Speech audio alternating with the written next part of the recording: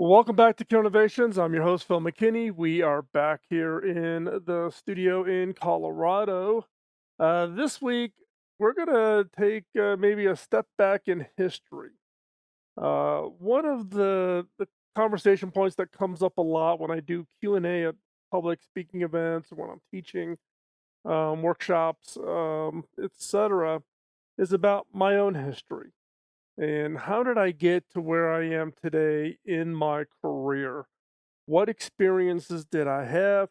What organizations did I work with? What did I learn from those different organizations? So that's what we're going to do today. We can't cover my entire career. Sorry, it takes a little bit longer than the 42 minutes of content that goes into the broadcast or the podcast. So we're going to go way, way, way, way back to the early start of my career, right from the very beginning. But when I look across my career, one of the things I realized was it was all about building self confidence.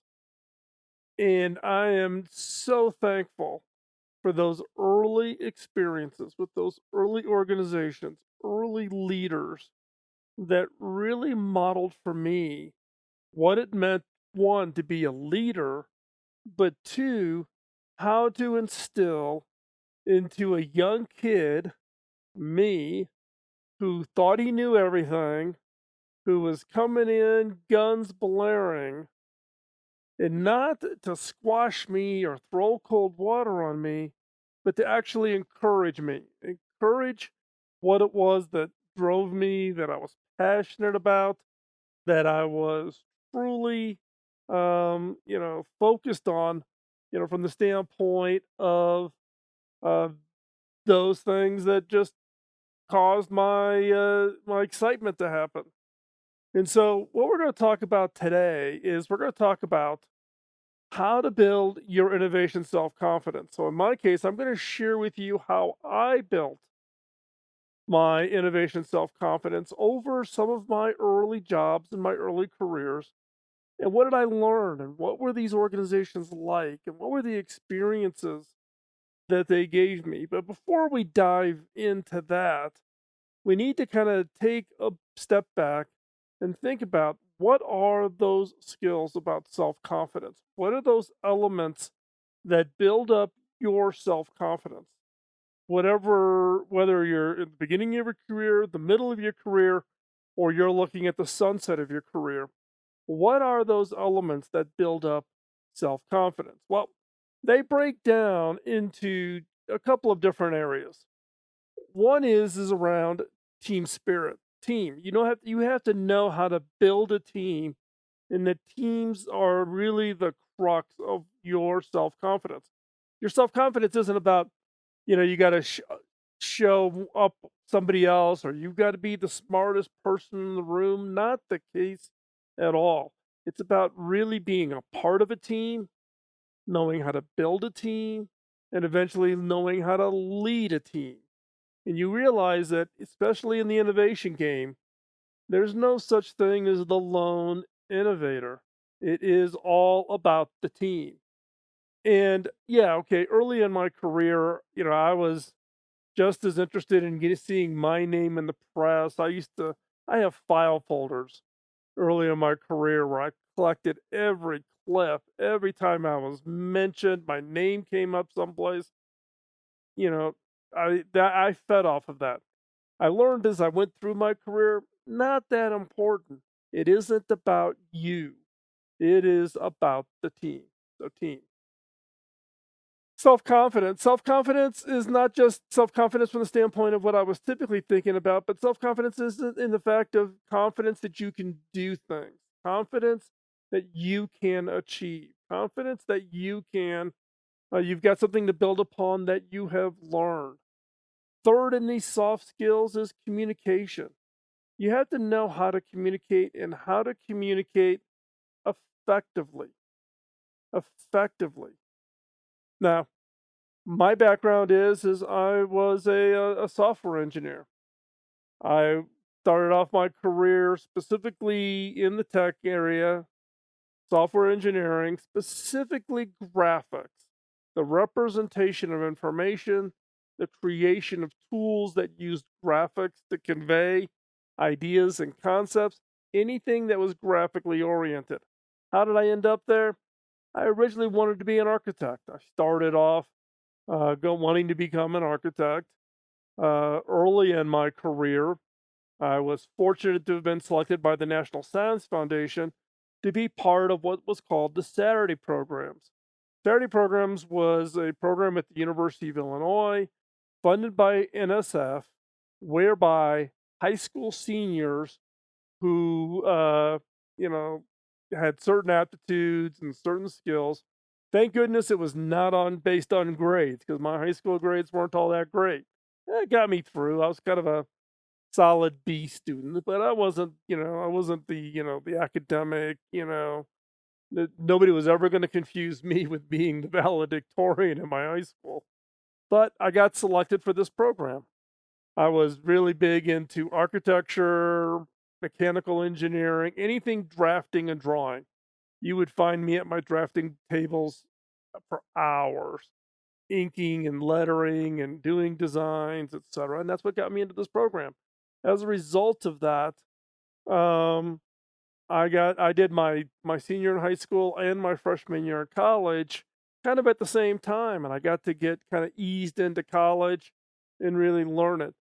The process of that, though, was around communication skills because I had to be interviewed to be accepted to this program. I had to present my work with strangers, not your friends in high school, but total strangers, people that you had never had experience with. And so for me, that was absolutely a great on ramp experience.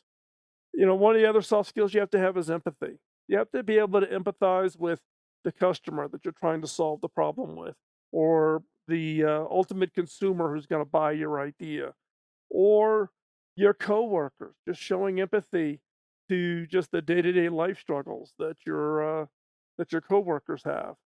The other is assertiveness. You have to be a little bit assertive. You have to be a little bit. You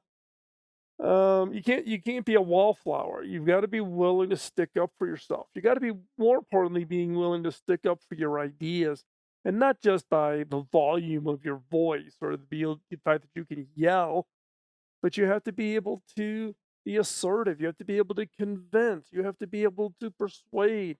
You have to be able to get people to come onto your side of thinking, to endorse your ideas.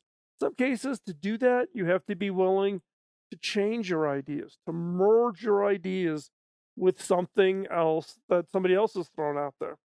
And so, this assertiveness, it's a fine edge. If you push too hard, you get tagged as being arrogant.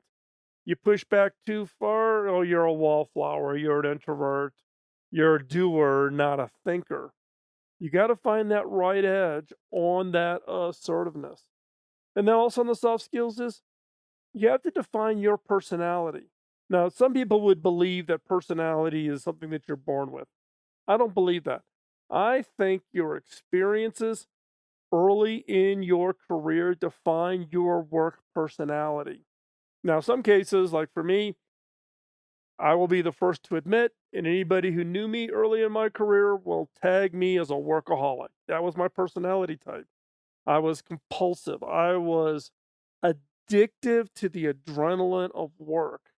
And it took me a long time to change that personality. And it wasn't a good thing to have in my career. Now, it allowed me to put a lot of energy in, allowed me to work all day and then stay up all night learning new skills in order to do better at the job the next day, right? All good things. But my personal life, my family life suffered as a result of that workaholic. But I chose that personality.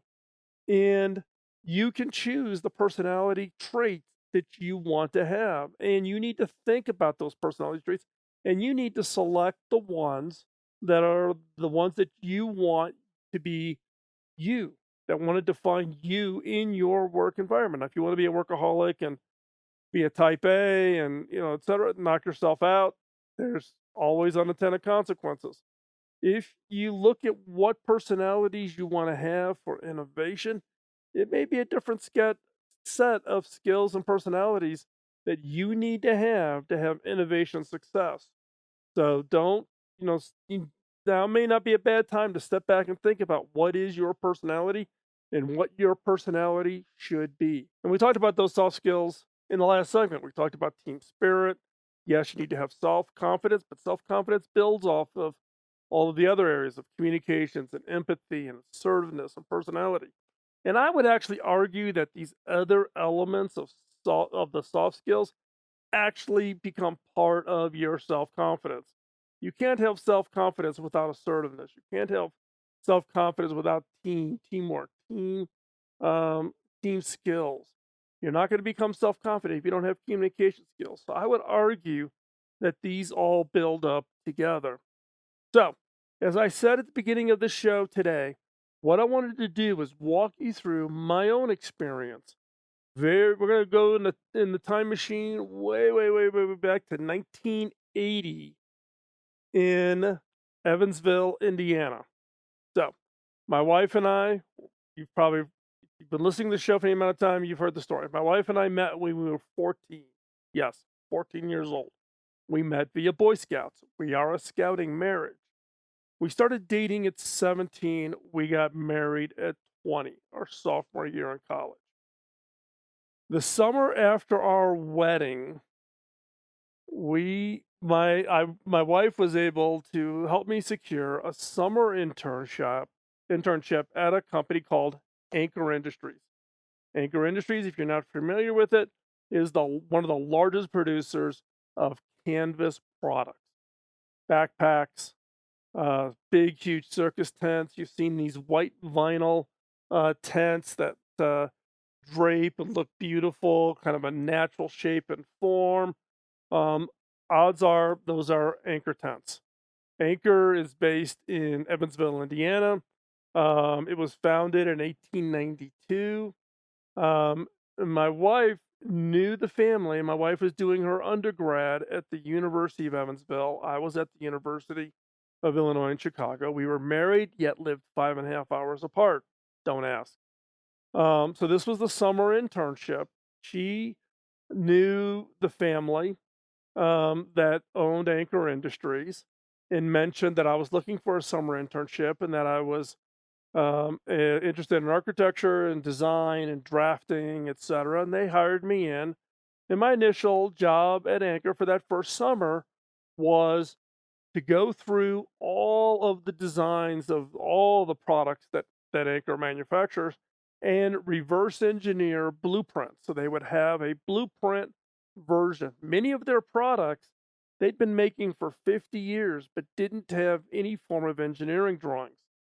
You know, they literally had like third generation craftsmen working in the factory, building tents, doing handwork for the big Barnum and Bailey huge circus tents as one of their products, as an example. So I was coming in and great. I get to sit at a drafting table all summer and I get paid for it. Can you imagine that? But I quickly just fell in love with Anchor and its organization and its culture. John Dawes was the CEO at the time. His grandfather started the business 1892 on the Ohio River. They used to make canvas coverings for the river boats going up and down the Ohio River. So team, it was all started by it was a family run organization. It didn't have the feel of anything else. It just had this very unique kind of team structure to it. Through the process of my work at Anchor, it was about self confidence. They literally let me take on anything. I started off interning doing drafting, but I also learned how to do time studies in the sewing industry. When you're making canvas products, everything's based on time pay, meaning you're going to get paid for a certain amount of hours to build 10 of these widgets. Now, if you do those widgets in less time, you actually make money. If it takes you longer, you make less money. So it's how the sewing industry works. I learned how to do time studies, which became crucial to one of my skill sets in understanding the value of time when it comes to innovation and efficiencies. One of the things they built as a product was pool covers. They're the largest manufacturer in the world of vinyl and mesh pool covers. At this point, the way they did it, this is 1980s, they would literally get blueprints sent to them of a pool cover. They would clear out a whole big floor segment of the factory floor, and they would hand draw the pool onto the factory floor. Then they would lay out either 18 or 24-inch edges, which extended beyond the edge of the pool, lay the fabric, cut it, stitch it or weld it, depending on the type of fabric, put your grommets in, put your straps on it, and the pool cover's done. But it was a very slow process. I'm a computer guy who likes graphics. Said I think I could do something better. So I actually went back after my summer internship, and for one of my advanced project classes, I designed an automatic pool cover layout program, and I was basically stealing University of Illinois computing time to calculate these pool covers. So I took a bunch of blueprints with me, I laid them out, sent them back to Anchor to have them validate it. They validated it, and then all of a sudden I started getting boxes and boxes of blueprints because I could lay these out at 10 times faster, and they could lay them out, cut them, stitch them, and spit them out. Had a huge impact on Anchor's ability to do more pool covers, and it was an interesting project.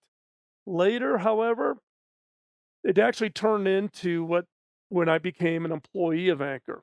The following fall season, my wife suffered a severe injury, hurting her back. She was not able to complete school at the time. She had to take some time off. I left school, Anchor hired me full time, and I spent 1 year working at Anchor Industries, building them a pool cover layout program on an Apple II Plus. Remember, this is 1981-ish, 82-ish now, and that product had a huge impact because it allowed Anchor to actually even grow faster because it could produce literally limited by the number of Apple IIs you had available to do pool covers. And that tied out to, um, me having a long-term relationship with Anchor. Years later, they contacted me about updating the pool cover program, and they today still are one of the largest producers of pool covers.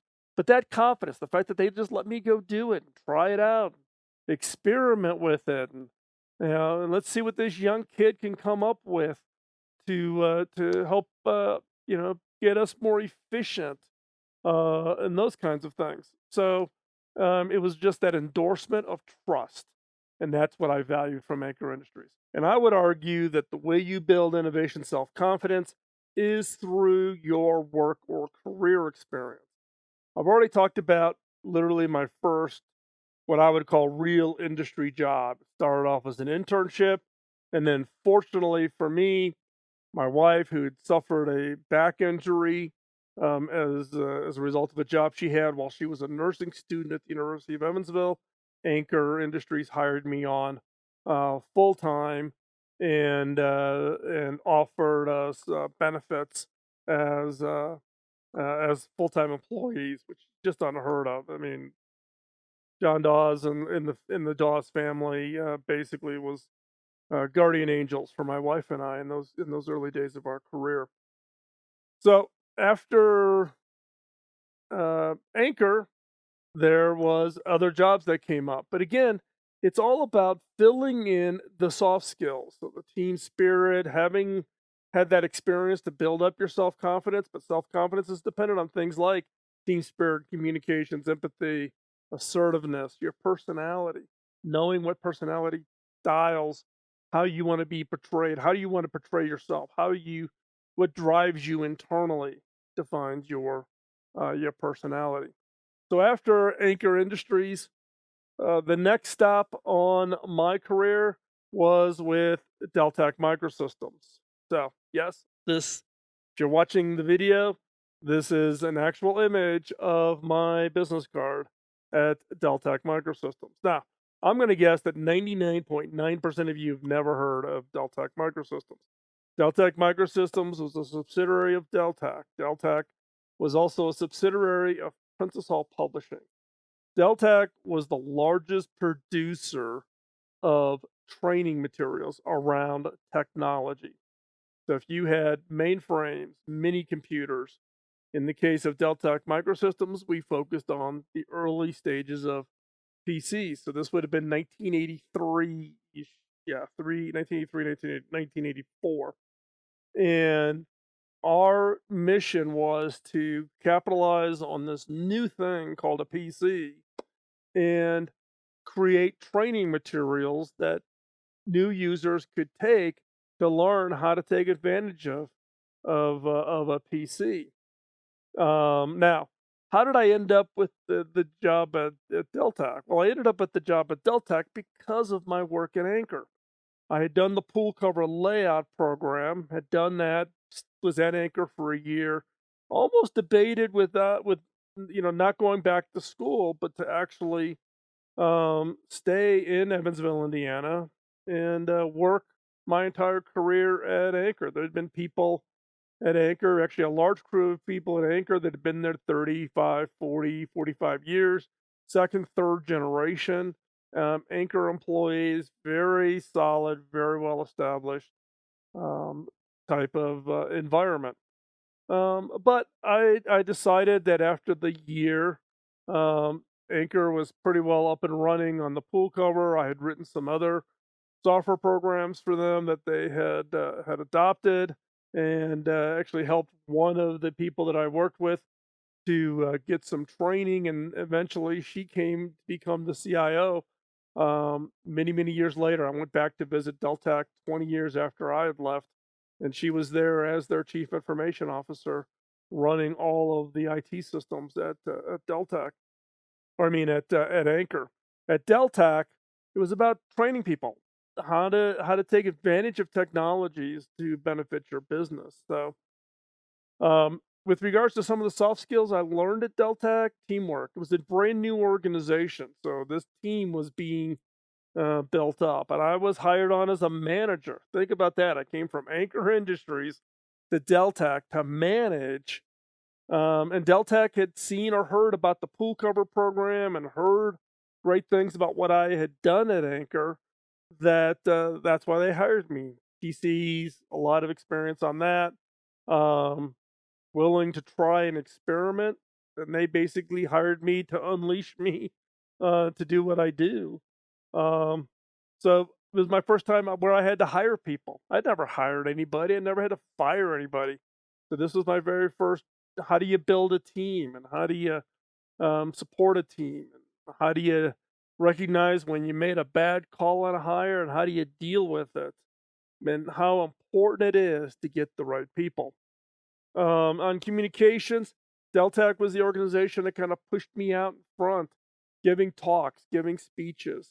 I was the PC guy inside of Deltek. Deltek was about 300 employees in total at the time.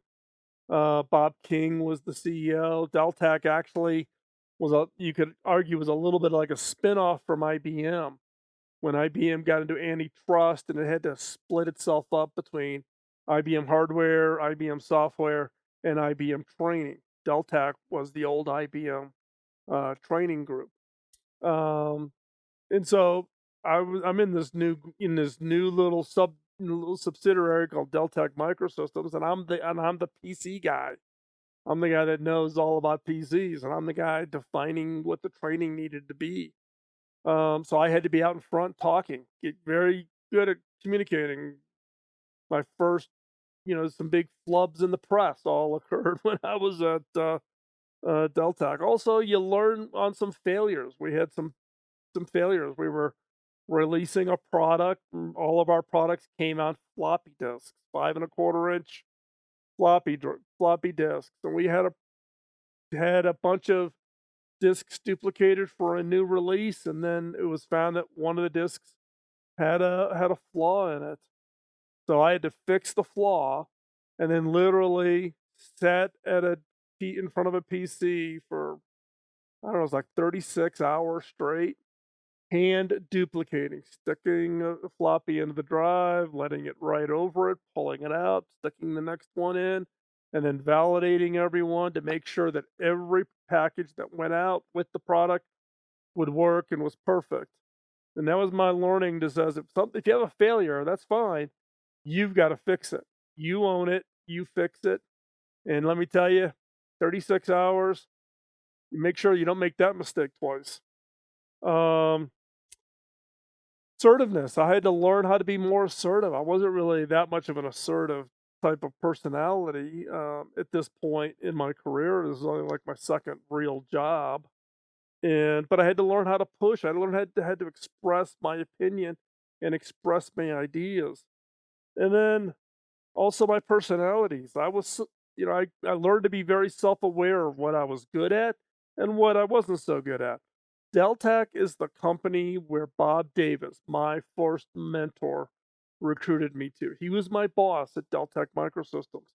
And Bob's leadership and his mentorship prepared me to be able to be a manager, to hire, to take risks. And when you stumble, get yourself up, fix the problem, move on. And also to be self aware. The performance review process at Deltek was pretty darn good. And you knew exactly where you stood, you know where your strengths were, you know what your weaknesses were. Now, some of those weaknesses you may say, that's not me. I'm not going to go into that part of my career. Or you're going to say, that's a weakness and I need to fix it because that's going to hold me back. And Bob rotated me. Albeit they hired me in to run all of software development for the subsidiary for products. I had all of product software development reporting to me, but he also said you can be a great software engineer or you can be a great leader. To be a great leader, you need to be a T-shaped individual. I-shaped meaning I was very deep in software and graphics, animation, and all those things. T is I had to have the experience of running the entire business. So I spent time in sales and in marketing and in finance and in IT and advertising and every role, every leadership role in Deltek Microsystems, I at one time or another sat in that seat to learn it, to experience it, to truly understand what it took and understand what that group depended on my group to be able to do for them to be successful. Again, that team role and understanding that you are a cog in the wheel. You provide one piece of it, but without the rest of the team, you have no opportunity for success.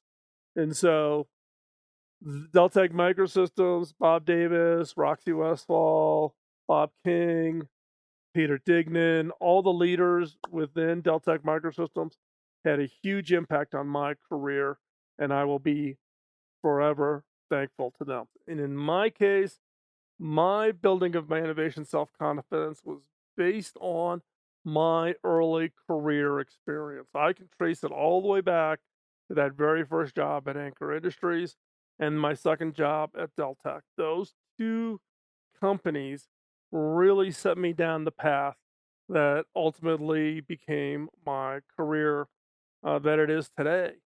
And each one of them contributed a different part of all of the soft skills you need to have to be an innovation leader.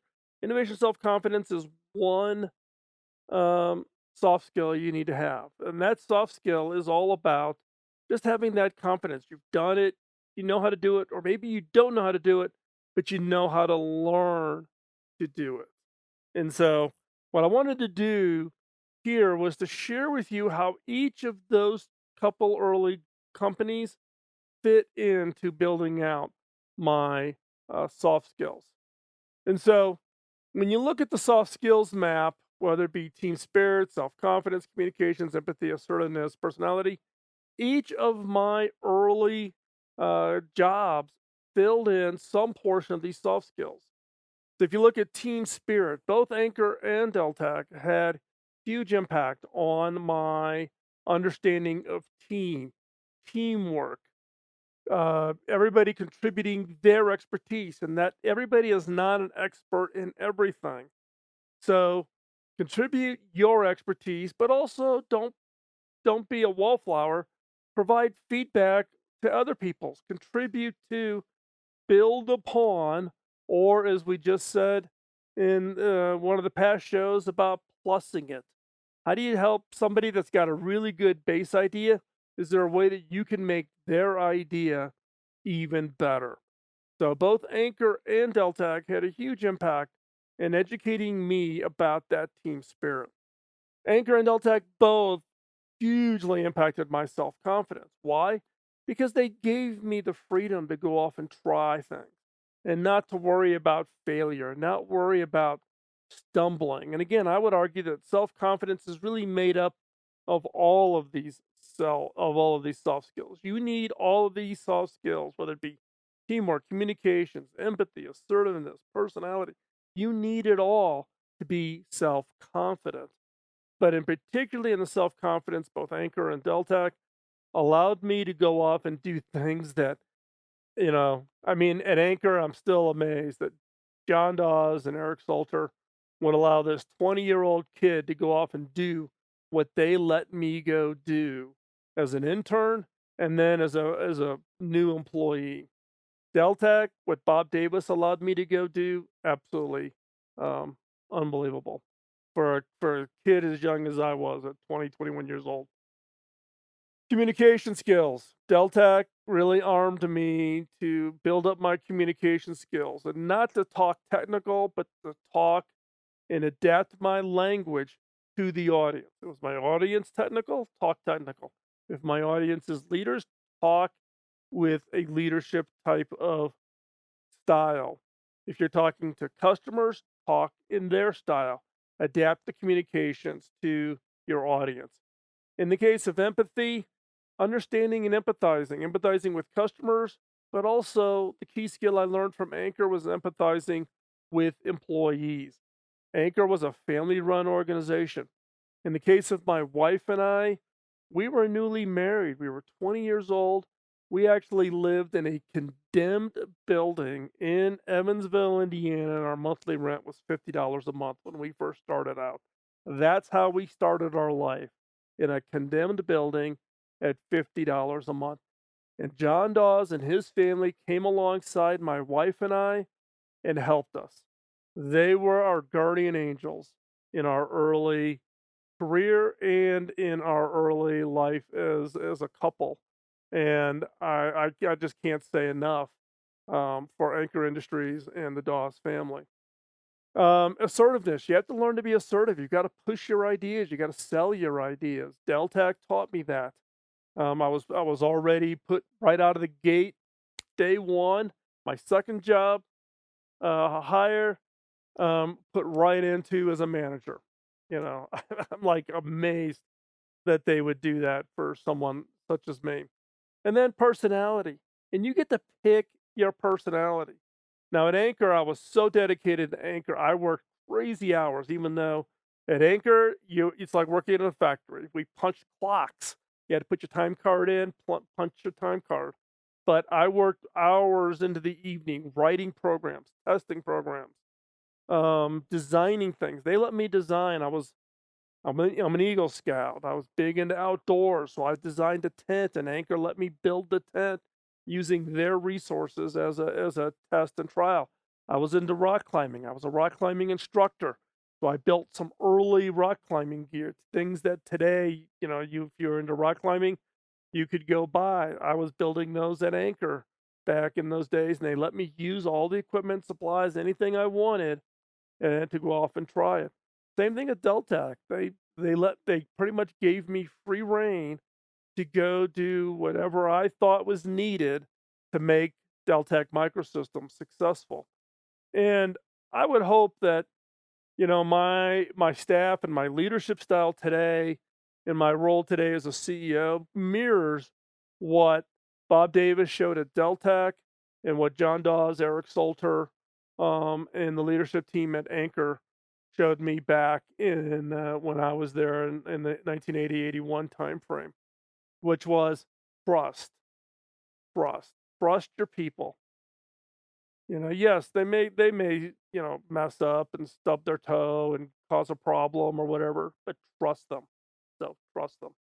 So with that, One more quick plug. If you want to learn more about how to innovate within your organization, check out the Disruptive Ideation Workshop at disruptiveideation.com.